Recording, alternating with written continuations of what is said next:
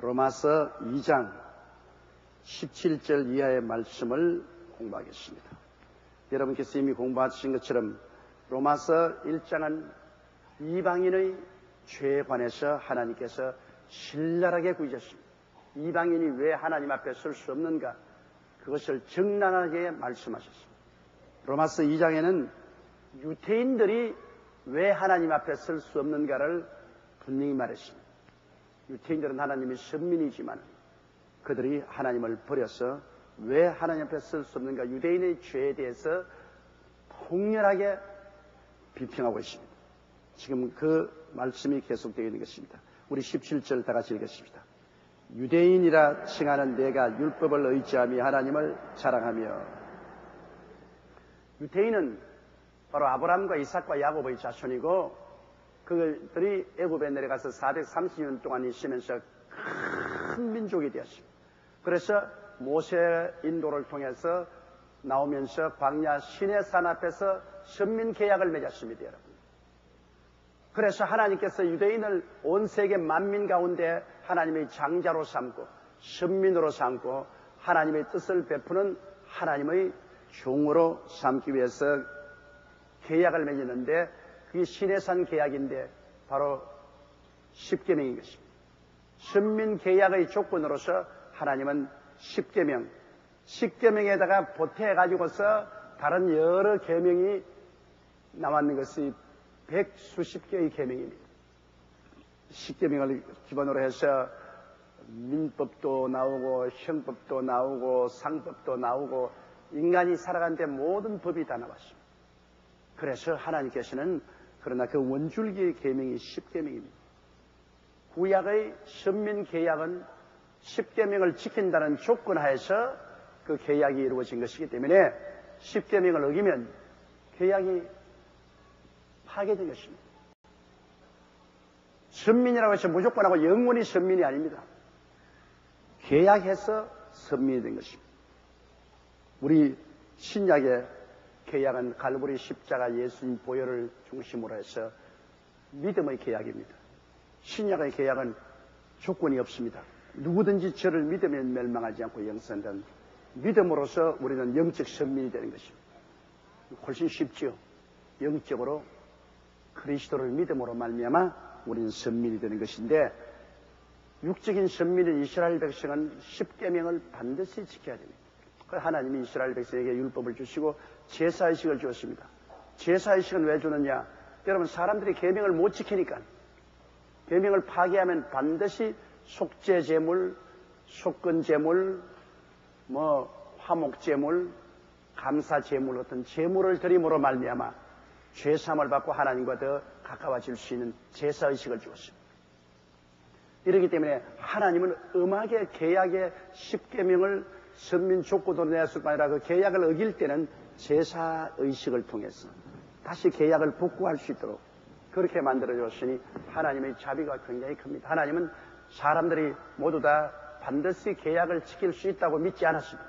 하나님께서는 계약을 하고 난 다음에도 선민이 십계명을 여기저기서 많이 어기고 다른 계명들도 어길 것을 알고 있었기 때문에 어길 때는 제사를 통해서 다시 용서받고 복구할 수 있는 그 길을 주님께서 열어놓은 것입니다.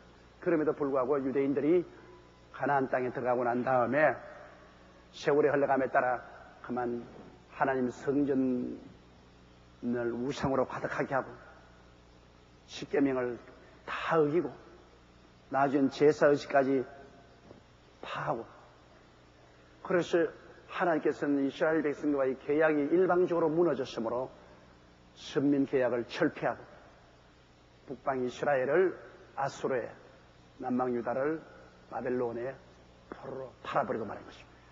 그래서 나라가 없었습니다. 하나님과의 선민 계약을 통해서 시내산에서 나라가 이루어졌던 것이 계약을 파괴함으로 말미암아 나라가 와해되어버리고 말한 것입니다. 아수르와 바벨론의 포로로 잡혀가서 나라가 없애버리고 말한 것입니다. 그러므로 이 유대인이라 칭하는 내가 하는 것은 하나님이 굉장히 비웃어서 하신 말씀입니다. 네가 소위 유대인이냐? 유대인이라고 너희가 자취하면서 온 세상 사람 앞에 나는 유대인이다 하나님의 선민이다 그렇게 자랑하는 너 유대인이라는 사람이 하나님을 자랑하며 세상 다른 사람 너희는 하나님이 없잖니 우리는 하나님이 계신다. 우리의 조상 아브라함과 이삭과 야곱의 하나님 야훼 하나님이 계신다. 그리고 하나님을 자랑하면서 율법의 교훈을 받아서 하나님의 뜻을 알고 칭하는 내가 율법을 의지하며 하나님을 자랑한다. 우리는 율법을 가진 자. 너희 무식한 사람들 같이 율법 없는 자가 아니다. 우리는 하나님의 율법을 가진 자다. 그리고 율법을 통해서 우리는 하나님의 뜻을 알고 하나님을 섬기고 산다. 그렇게 자랑을 하는 것입니다. 유대인이라 칭하는 내가 율법을 의지하며 하나님을 자랑한다. 실제로 하나님을 의지하고 율법을 자랑하면 좋겠는데 이건 입술로 발린 소리입니다. 실제로는 하나님을 믿는다고 하면서 하나님을 공경하기도 아니하고 하나님을 섬기기도 아니하고 율법을 자랑한다고 하면서 실제로는 율법을 다 어기고 그러므로 큰 위선을 행한 그들입니다. 그렇기 때문에 하나님은 이것을 더 큰 범죄로 여기는 것입니다. 잘 모르고 죄를 지으면 모르겠는데 죄가 뭔지 분명히 알고도 죄를 지으니까 죄가 더 무서운 죄가 되는 것입니다. 18절요. 율법의 교훈을 받아 하나님의 뜻을 알고 지극히 선한 것을 좋게 여기며 하나님 율법을 통해서 하나님 뜻을 알 수 있죠. 여러분 율법은 하나님의 거룩함을 나타내는 것입니다. 하나님의 성품을 나타내는 것입니다.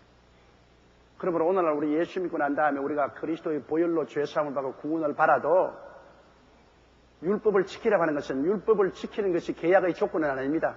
율법 지켜서 구원받는 것은 아닙니다. 구원은 유일하게 예수 믿음으로 그 보혈로 구원을 받지만은 그 다음 율법은 하나님의 성품입니다. 하나님과 함께 살려면은 하나님 성품을 우리가 따라가야 되는 것입니다. 그 율법을 지키면 하나님 성품을 따라가기 때문에 하나님과 교통이 있고 교제가 있습니다. 율법을 자꾸 짓밟아버리면 하나님의 성품에 거슬립니다. 거슬리기 때문에 하나님과의 알력 상태에 들어갑니다. 투쟁 상태에 들어갑니다. 우리 한 가정도 그렇지 않습니까? 결혼하고 난 다음에 아무래도 남편이 가정의 머리고 가정의 주인이기 때문에 결혼을 하고 난 다음에 아내는 남편의 성격을 알고 그 성격에 맞추어서 살려고 노력을 해야 돼요. 남편이 아내의 머리됨이 그리스도가 교회의 머리됨과 같다. 교회가 그리스도에게 복종하는 것처럼 아내도 범사의 남편에게 복종하라 그랬습니다. 그러므로 아내는 남편의 성격을 알고 성격을 따라서 조화를 하면 남편하고 좋은 관계를 맺을 수 있습니다. 그러나 남편의 성격을 완전히 짓밟아버리고 자기 마음대로 하려고 하면 남편하고 부딪히는 것입니다.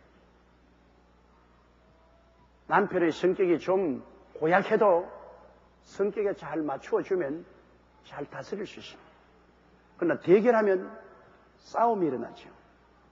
그렇기 때문에 한 가정의 평화는 최선을 다해서 아내가 남편의 성격을 알고 그 성격에 자기를 좋아해야 됩니다. 그런데 요사이는 까꿀로 돼가지고서 전부 아내가 남편 보고 내 성격에 맞춰라.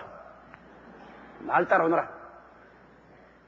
그러니까 남자들이 요사이는 기가 죽어가지고서 옛날과 달라서 기가 죽어가지고서 집에 와서 아내가 너무 무섭게 구우니까 바깥으로 돕니다. 될 수 있으면 많은 시간을 밖에 저녁에 출근하거나 퇴근하고 난 다음에도 막 술자리가 있어 친구가 있어 뭐가 있어 하고서 자꾸 밖으로 돌아가. 왜? 집에 돌아오면 아내하고 부딪히니까. 아내가 너무 강해져 가지고서 남편의 성격에 조화를 안 시키니까 남편이 있을 곳이 없죠.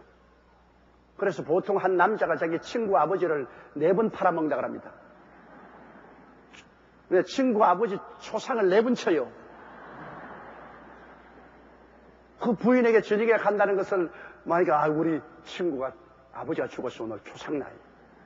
나중에 잊어버리고 또 그 친구 또 사용합니다. 그 친구 아버지가 죽었어. 부인이 가보니까 한 친구의 아버지 초상을 4번 쳐요 남편이. 그러므로 가정에서 부인이 강해지면 좋지 싶어도 실상은 부인이 강해서 남편의 성격과 대결하면은 젊을 때는 남편이 부인하고 싸워요. 붙어가지고서 막 주먹을 휘두르고 싸우는데 나이가 늙어지면 남자들은 싸울 기력이 없어집니다. 자식들도 다 큰데 머리 큰 자식들 앞에서 부인하고 왈가하면은 자식들한테 체면도 안 쓰고 하니까 남편들이 포기하죠. 그럼 부인이 강해지면 남편은 반드시 부인 성격에 순종하지 않습니다. 하나님은 성격상 남편을 가정의 주인으로 세웠기 때문에 그 성격이 있어요. 리더라는 성격이 있기 때문에 저기 자존심이 있고 하기 때문에 그때부터 부인을 피하고 밖으로 돕니다. 그거 꼭 잊지 마세요. 남편이 밖으로 돕니다. 될 수 있으면 집에 들어오지 아니하고 될 수 있으면 부인하고 얼굴을 마주치지 않고 밖으로 돌죠. 그러면 결국은 누가 손해입니까? 부인이 손해입니다. 그만큼 대화도 없어지고 그리고 남편이 특별히 돈이 생겨도 부인에게 주지 않고 자기 포켓에 딱 집어넣고 있습니다.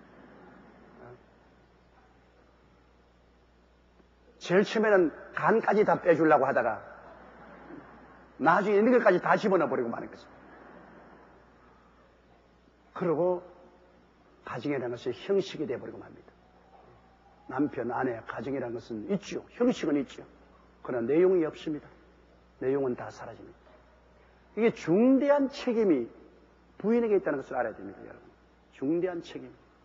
부인이 남편을 성격을 알아서 그게 성격에 조화를 하고 남편 중심으로 서서 있으면 남편은 별 도리 없이 부인을 잘해주고 품어주고 안아주고 해주게 되어 있습니다. 안 해주는 사람도 있지만 그건 별난 놈이고 대개는 부인이 남편 성격을 알아서 그 성격에 맞추어주고 잘 받들어주면 부인을 사랑하고 품고 좋아하게 되어 있어요. 하나님도 한 가지입니다, 여러분. 우리가 구원을 받은 것은 결혼하고 한 가지입니다. 구원을 받았으니 우리 신랑 대신 예수님, 아버지 하나님 성격을 알고 그 성격에 우리가 맞춰야죠. 하나님 보고 우리 성격에 맞추라고 하면 안 되잖아요. 우리가 하나님께 성격을 맞춰야죠. 그러므로 우리가 회개하고 깨어지고 하나님의 계명을 통해서 하나님 성격을 하죠. 하나님은 다른 신에게 절하지 말라. 이거 하나님 뜻인데 내가 다른 신에게 절하면 하나님 정면 대결하니까 하나님 교통이 끊어지죠. 우상에 절하지 마라. 우상, 눈에 보이는 우상뿐 아니라 하나님보다도 더 내가 사랑하는 것이 있으면 하나님이 우상으로 생각하니까. 탐욕은 우상 숭배니까 내가 하나님보다 더 다른 것을 탐하면 우상이 됩니다. 그것도 우리가 하나님 중심으로 섬겨야 되고 하나님 이름을 망령되이 부르지 마라. 그거는 하나님 이름을 지키기 공경하는 겁니다. 그거 하나님 뜻이에요. 하나님 이름을 공경하고 안식일을 그렇게 지켜라. 요새 유대인은 토요일 안식일이면 우리는 예수 부활하신 주일을 그렇게 지킨다. 주일날 언제나 주님이 부활해서 제자에게 나타났습니다. 주일날 주님이 교회에서 우리를 기다리고 계시니까 우리가 교회에 주일날 와서 주님을 경배하면 내가 주를 높이면 주가 우리를 높여주는 것입니다. 성경에는 저가 내 이름을 안정 내가 저를 높이리라. 그러므로 우리가 주일날 온다는 것은 주님을 높여드리는 것입니다. 주일날 교회에 와서 주님을 높인다. 제가 내 이름을 안다. 하나님을 경배하는 것. 그것이 우리가 성의를 거룩히 지킨다. 그리고 내 부모를 공경하라. 부모를 공경하는 것이 하나님의 뜻입니다. 부모를 거역하는 것은 하나님의 뜻이 아닙니다. 그러므로 내가 여간 부모에게 대해서 마음에 합당치 않게 생각할지라도 하나님 위해서라도 하나님의 명령을 이루기 위해서 하나님을 기쁘시게 하기 위해서 부모를 공경해야 돼. 살인하지 마라. 실제 사람을 죽여서 살인한 것보다 살인한 마음이 우리 종종 생겨요. 살인한 마음을 가지고 있으면 하나님이 기뻐하지 않기 때문에 곧장 회개하고 없애야 된다. 간음하지 마라. 요사이 보니까 일산의 라보 호텔 때문에 야단 법석이 났대 온 동문이가 다 들고 일어나가지고서 피켓 들고 라보 호텔 철폐하라 라보. 그런데 나는 세상 어느 곳에 댕겨도 한국만큼 라보 호텔 많은 곳은 못 봤어요. 일본 내놓고. 한국은 일본을 잘 뵙는데 일본도 교회로 나가면 가는 곳마다 라보 호텔. 한국 사람은 일본 사람에 배워가 가는 곳마다 우리보다 훨씬 선진국인 미국이나 구라파에 가면 라보 호텔이 없어요. 어디 가서 그 라보 호텔이라는 말을 붙이는지 알 수도 없어. 그렇게 라보 호텔이 우후죽순보다 많은 것은 우리 한국에 그만치 불륜이 많다는 것입니다. 그만치 많은 사람들이 밖으로 돈다. 그건 그만큼 가정이 깨어진다는 것입니다. 그러면 가정이 깨어지는 게 남자 책임도 많지만은 많은 책임이 여자에게 있습니다. 여자가 가정을 따뜻하게 만들어줘요. 남편이 집에 들어와서 편안해야 돼요. 편안해요. 남편의 마음을 편안하게 해주는 여자는 굉장히 지혜로운 여자입니다. 그러나 언제나 남편의 마음을 괴롭게 만들어요. 자꾸 바가지 끌고 따지고 남편을 불안하게 만들고 코너로 밀어넣고 그러면 남편의 마음은 구만리장층을 떠납니다. 남편이 가장 선호하는 여자는 누군지 압니까? 인물 좋은 여자 아닙니다. 인물 6달 가나요? 6달 안 갑니다. 인물 좋은 여자 별 볼 일 없어요. 좋은 여자는 마음씨가 착한 여자입니다. 남편을 편안하게 해주는, 따라 말씀드리면 남편을 편안하게 하는 아내가 되자. 어떻게든 남편의 마음을 편안하게 해주면 남편이 집에 들어오는 게 제일 편하지 왜 바깥에 돌아다녀요? 집에 돌아오면 제일 편하고 부인이 지어준 밥을 먹는 것이 제일 사랑하고 좋지. 집에서 부인하고 자녀들하고 같이 있는 거 좋잖아요. 마음이 편안하고 좋으면 집안으로 오는데 대개 부인들이 남편을 마음을 편안하게 해주고 자꾸 따지고 자꾸 흉보고 자꾸 조건 걸고 바가지 걸고 하네. 아예 그냥 가시방석이라. 그러므로 밖으로 돈다. 그 밖으로 도는 것이 요사이 젊은 층에는 어떻게 되냐? 라브호텔로 가요. 라브호텔에. 그럼 불륜을 한 세상으로 돈다. 여러분 아프리카가 에이즈로 죽어간다 그러는데 동남아도 에이즈로 죽어갑니다. 금년도에 한국에 발표된 에이즈 감염자만 해도 1000명이 된다 그런데 발표 안 된 것을 다 치면 10,000명이 넘을 것입니다. 결국 남편 바깥으로 돌리면 부인도 죽는다고. 어디 가서 에이즈 올라와가지고서 죄 없는 부인 그대로 에이즈 올라서 같이 동반 자살하는 거예요. 내가 이야기를 들으니까 어떤 남편이 부인 보고 여보 당신 나 사랑하면 나 죽을 때 같이 죽겠느냐. 왜냐하면 그 집에 인코새를 키웠는데 인코새 한 마리가 미처 밥을 못 줘서 죽어버렸어요. 그래서 그 시체를 치우지 못하고 남은 인코에게 밥을 주고 돌아오니까 남은 인코가 밥을 안 먹고 죽은 그 인코 옆에 뻗어서 나란히 죽었어요. 그 인코라는 것이 무섭죠. 인코만큼 서로 사랑하는 새가 없죠. 그러니까 그 남편이 그걸 보고 야 이거 봐. 아무든지 수컷인지 모르겠지만 한 놈이 죽으니까 다른 놈이 밥도 안 먹고 옆에 가서 들어누워 죽었다. 그러면서 나 죽으면 당신도 같이 죽을래? 그 부인이 뭐 먼저 죽어라. 그럼 내가 따라 죽을게.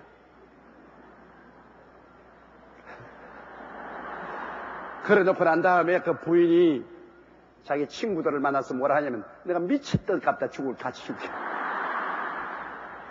빨리 죽으면 내가 좋은데 시집 가가지고서 내가 잘 살지. 내가 미쳤나? 지 죽는다고 내가 따라 죽을게. 그렇게 이야기를 했다 그래요.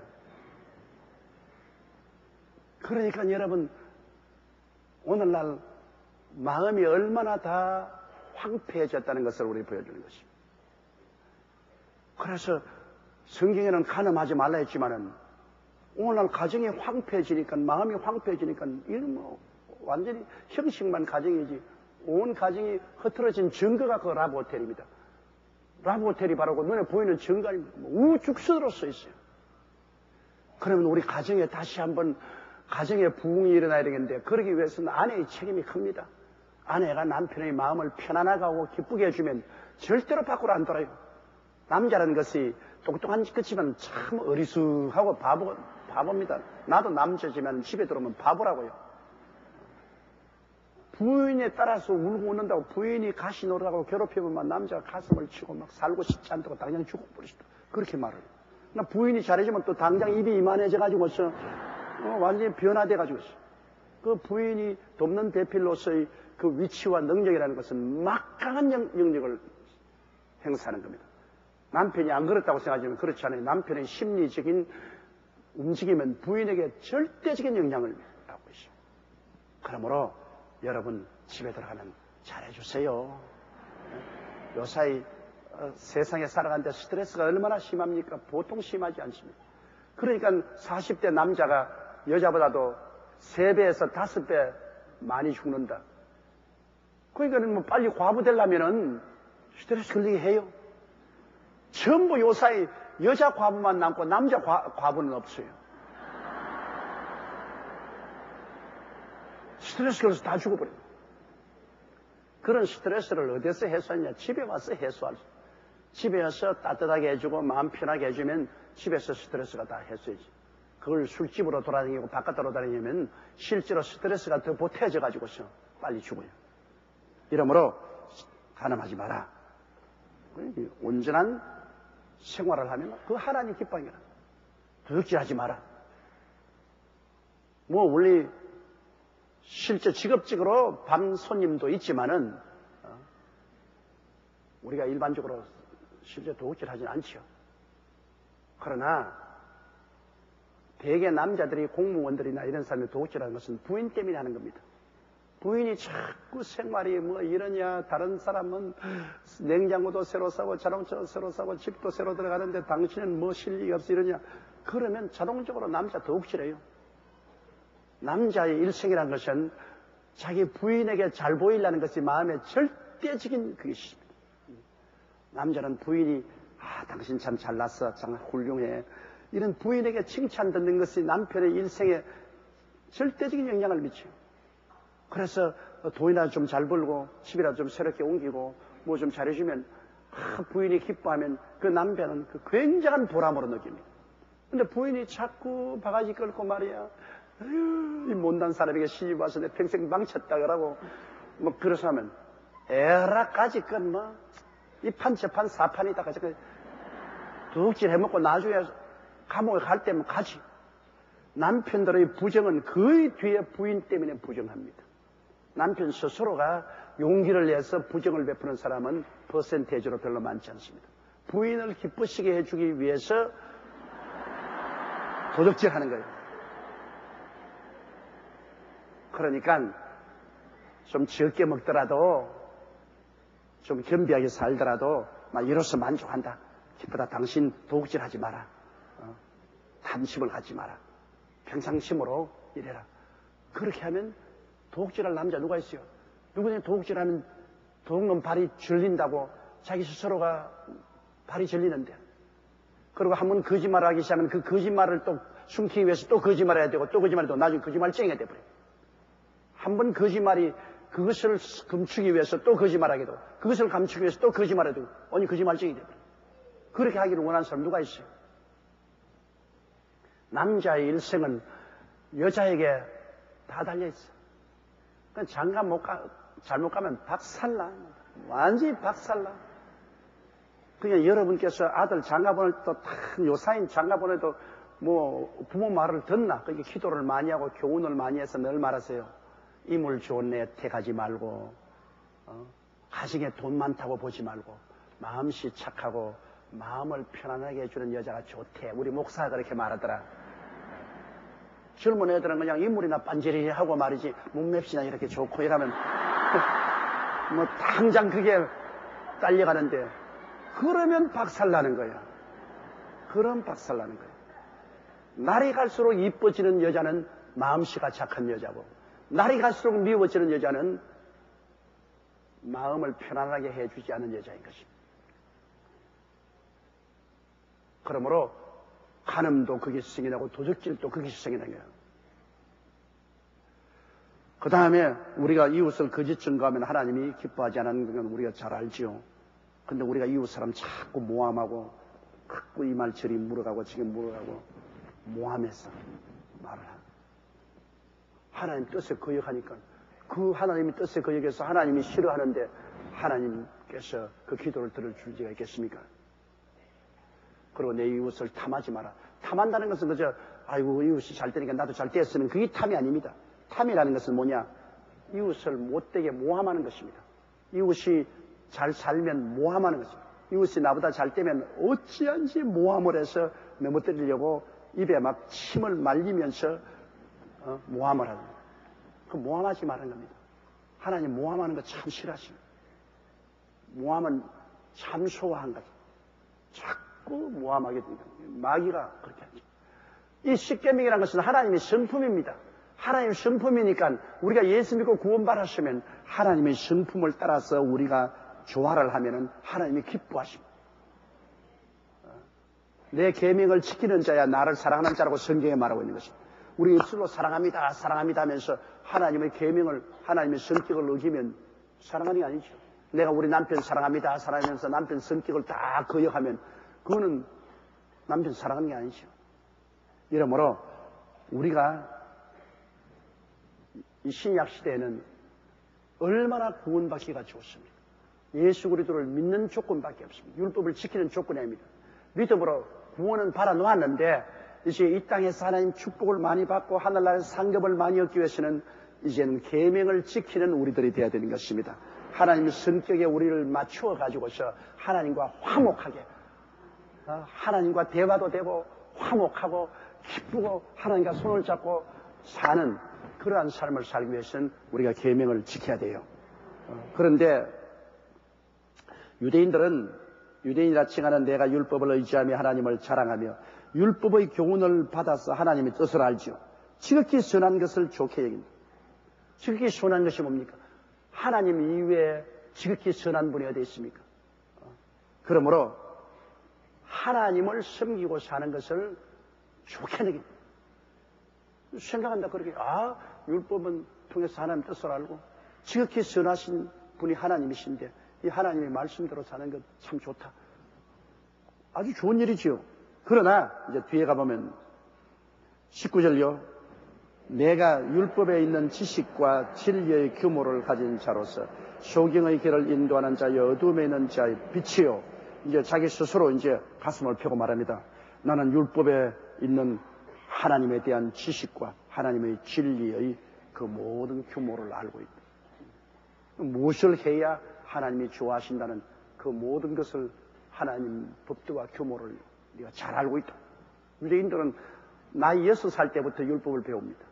그럼 6살 때부터 서당에 가서 율법을 배워가지고서 하나님의 율법의 지식과 진리를 알고 그 하나님을 기쁘게 하는 제사의식과 그 규모를 다 알고 있는 사람입니다. 그러니까 특권이 있는 민족이지요. 다른 사람들에게는 하나님이 자신을 그렇게 계시하지 않았습니다.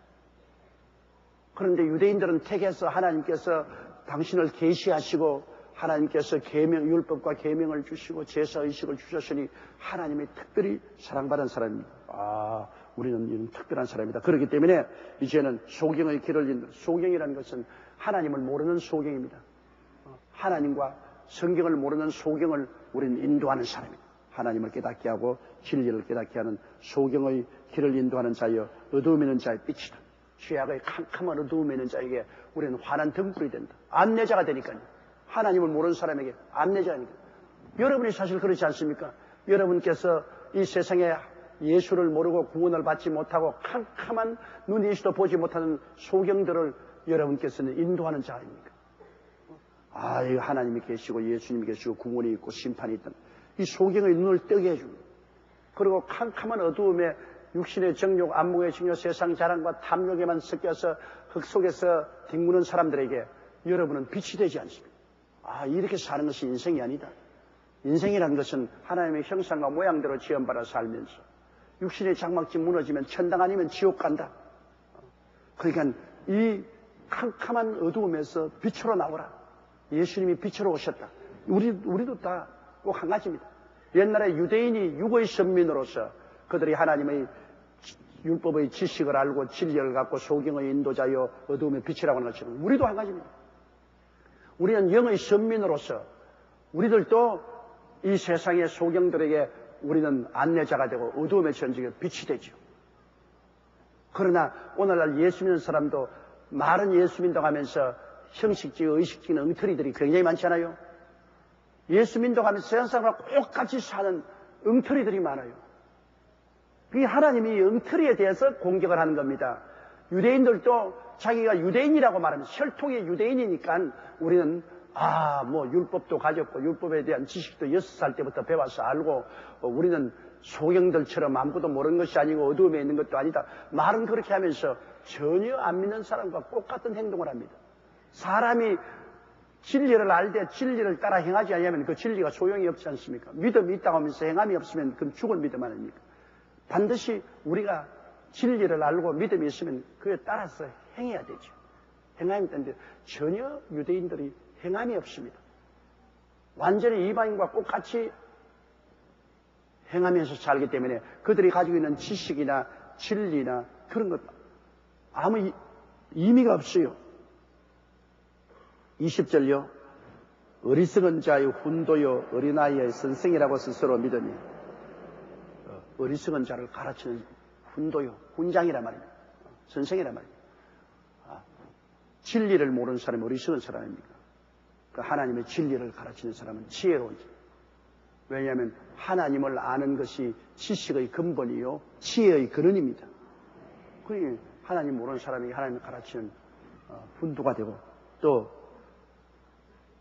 어린아이의 선생이라고 스스로 믿고 있습니다. 어린아이들은 아직까지 세상에 경험이 없지 않습니까? 세상의 지식과 경험을 가르치는 난 너희들보다 앞선 선생이다. 그렇게 스스로 믿고 있어요.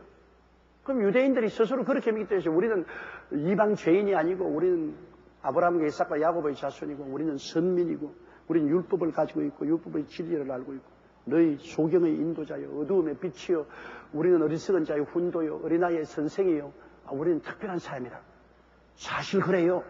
그런데 그렇게 살지 못하니까 문제지.